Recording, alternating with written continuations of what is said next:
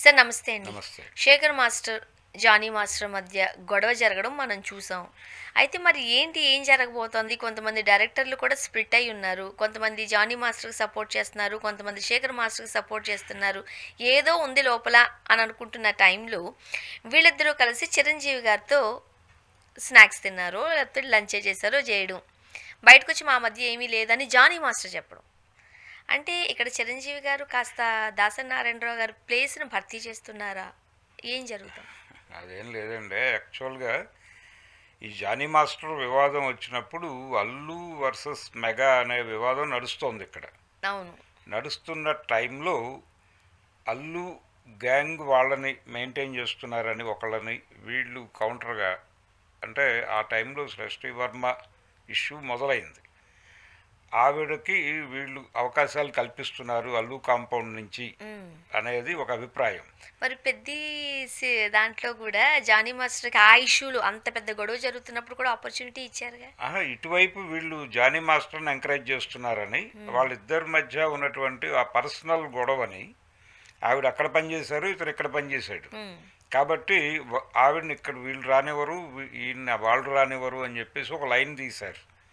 ఒక లైన్ తీసి ఆ వివాదంలో దీన్ని మిక్స్ చేసి వాడటం ద్వారా దీనికి ఒక ఇష్యూగా క్రియేట్ చేయడానికి అవకాశం ఉంటుంది, ఫ్లేరప్ చేయడానికి అన్న ధోరణిలో చర్చలు జరిగినాయి ఆ టైంలో.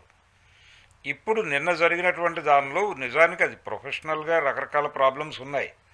అంటే ఒకటి, వాళ్ళకి పేమెంట్స్ తక్కువ ఇస్తున్నారు డాన్స్ మాస్టర్లు, ప్రొడ్యూసర్ల దగ్గర తీసుకున్నటువంటి డబ్బులకి, అలాగే వాళ్ళు డ్యాన్సర్లకి పంపిణీ చేస్తున్నటువంటి డబ్బులకి తేడా ఉంది.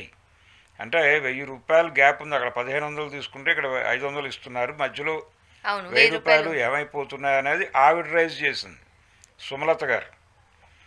అక్కడి నుంచి మొదలైన వివాదం అనుకుంటే దానికి లింక్ చేస్తూ ఈ ఉప ఎన్నికలు కార్యవర్గంతో సంప్రదించకుండా సొంత నిర్ణయాలు తీసుకుంటున్నారు అని ఆవిడ మీద అటాక్ మొదలైంది. హ్మ్.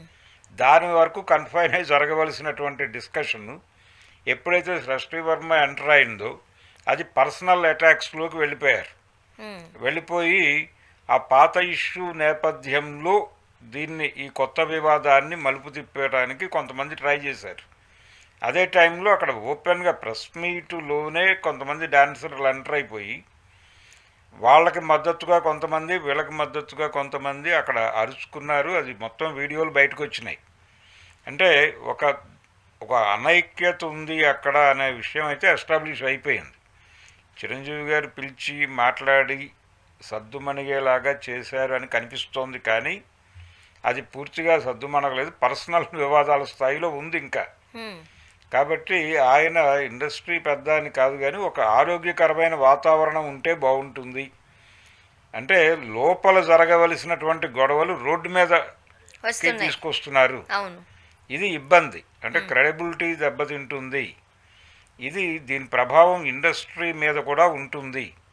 కాబట్టి ఇలాంటి రచ్చలు, అంటే పాత రోజుల్లో ఆయన ఒక మాట చెప్పాడు ఓ ప్రెస్ మీట్లో, మంచి మైకులో చెప్పండి, చెడు చెవిలో చెవిలో చెప్పండి చెప్పండి అని. అన్నారు. అలా చేసుకోండి తప్ప ఎందుకు మీరు మన పరువు రోడ్డు మీద తీస్తున్నారు గంటకోసారి, ఇలాంటి పనులు మానేయండి అని చెప్పడం కోసం పిలిచాడు. ఇష్యూస్ ఏమైనా ఉంటే మాట్లాడుకోండి. రెండోది, హయ్యర్ బాడీస్ ఉన్నాయి, ఇంకా హ్మ్. ఛాంబర్ ఉంది. మీకు తీవ్రమైన కంప్లైంట్స్ ఉంటే అక్కడ కూర్చోబెట్టండి జనాల్ని. హ్మ్. కూర్చోబెట్టి ఇన్సైడ్ సెటిల్ చేసుకోండి. బయటకు వచ్చి జనాలకు మంచి చేయటం కోసం పెట్టినవి ఇవన్నీ. వీటిని మీ స్వప్రయోజనాలకు వాడుకోకండి అనేది ఆయన సీరియస్గా చెప్పదలుచుకున్నాడు. తనదైన పద్ధతిలో కన్విన్స్ చేసి చెప్పి, అంటే ఆయన చెబితే మాత్రమే వీళ్ళు వినే పరిస్థితి ఉంది, అందుకని ఆ బాధ్యత తీసుకున్నాడు ఆయన. ఒక రెండోది, రకంగా సార్ మనం అర్థం చేసుకున్నట్లయితే ఇప్పుడు ఇది 2 వర్గాలు. జానీ మాస్టర్‌కేమో ఒక రకంగా చెప్పాలంటే చిరంజీవి గారు డైరెక్ట్‌గా కాదు. ఇప్పుడు 'పెద్ది' సినిమాలో ఇచ్చారు కాబట్టి. అంటే అక్కడ రామ్ చరణ్ గారిని అనుకుందాం. మరో పక్క 'షష్టి వర్మ'కి సంబంధించేమో అల్లు అర్జున్ గారు.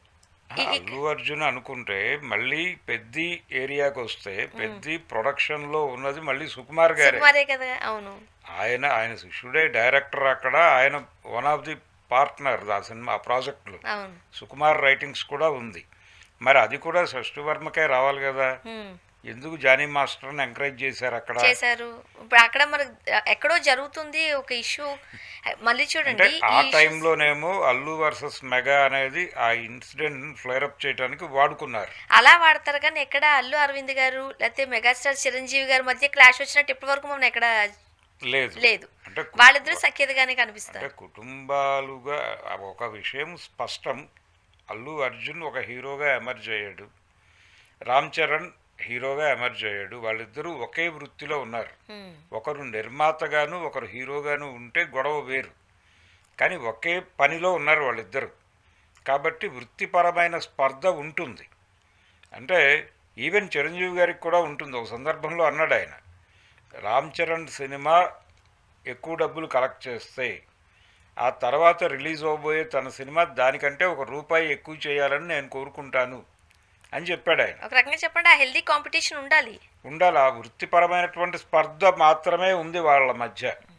అంతకుమించి కుటుంబ స్పర్ధల దాకా దాన్ని విస్తరించడం అనవసరం. అయితే అల్లు ఐడెంటిటీ వాళ్ళు కోరుకోవటం తప్పేమీ కాదు. ఎందుకంటే చిరంజీవి గారు హీరోగా ఎంట్రీ ఇచ్చే నాటికే గీతా ఆర్ట్స్ ఉంది. గీతా ఆర్ట్స్ ఉంది. అల్లు అరవింద్ గారు ప్రొడ్యూసర్గా అప్పటికే 2 సద్దినోత్సవ చిత్రాలు తీసుకున్నాడు ఆయన. అది డబ్బింగ్ సినిమాగా బంగారు పథకం 100 రోజులు ఆడింది శివాజీ గారిది. ఆ తర్వాత ఆయన చేసినటువంటి సినిమా బంట్రోతు భార్య ఆడింది. దేవుడే దిగి వస్తే కూడా సద్దినోత్సవ సినిమానే. కాబట్టి అప్పటికే ఆయన సక్సెస్ఫుల్ ప్రొడ్యూసర్.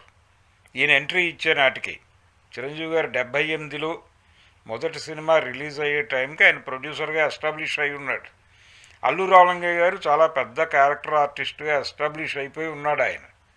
కాబట్టి ఒక ఒక ప్రచారం ఉండేది ఆ రోజుల్లో, చిరంజీవి గారు ఇండస్ట్రీలో ఎదగటం కోసం అల్లు గారి అమ్మాయిని పెళ్లి చేసుకున్నాడు, చాలా వ్యూహాత్మకమైన నిర్ణయం. ఇప్పటికీ అది వింటాం సార్ మేము. ఇది ఒక సందర్భంలో అల్లు రామలింగయ్య గారిని చిరంజీవి గారు ఇంటర్వ్యూ చేస్తూ, మావయ్య గారు మీ అమ్మాయిని చేసుకోవటం వల్లనే నేను పెద్ద హీరోని అయ్యానని ప్రపంచం మాట్లాడుకుంటోంది, మీరేమంటారని అడిగాడు ఆయన. హ్మ్. అడిగితే, నువ్వు ఒక్కడవే కాదు కదా, నాకు ఇంకా అల్లుళ్ళు ఉన్నారు కదా, మా అమ్మాయిని చేసుకోవటం వలన పెద్ద హీరో అవ్వాలంటే అందరూ అయ్యి ఉండాలిగా, హ్మ్. నువ్వే ఎందుకు అయ్యావు అంటే నీలో ఆ సమర్థత ఉంది కాబట్టి అయ్యావు అని చెప్పాడు ఆయన. అవును. కాబట్టి వాళ్ళ మధ్య ఇబ్బందికరమైన పరిస్థితి అంటే ఒక డిస్కసివ్ పాయింట్ చేయాల్సిన సందర్భం కాదు, కానీ వృత్తిపరమైన ఇదైతే ఉంది. అరవింద్ గారి ద్వారా చిరంజీవి గారు లబ్ధి పొందిన సందర్భము ఉంది. అంటే ఆయన మెగాస్టార్ అవటం వెనకాల ఈయన కృషి ఉంది. అలాగే అరవింద్ గారు అగ్ర నిర్మాతగా మారటం వెనకాల చిరంజీవి గారి కంట్రిబ్యూషన్ కూడా ఉంది. వాళ్ళిద్దరూ ఒకళ్ళ మీద ఒకళ్ళు ఆధారపడి ఇద్దరూ ఎదిగారు. కానీ వాళ్ళ పిల్లల దగ్గరికి వచ్చేసరికి వాళ్ళిద్దరూ ఒకే పనిలో ఉన్నారు. అర్జున్ ప్రొడ్యూసర్గా ఉండి రామ్ చరణ్ హీరోగా ఉంటే అదే పద్ధతి కొనసాగేది.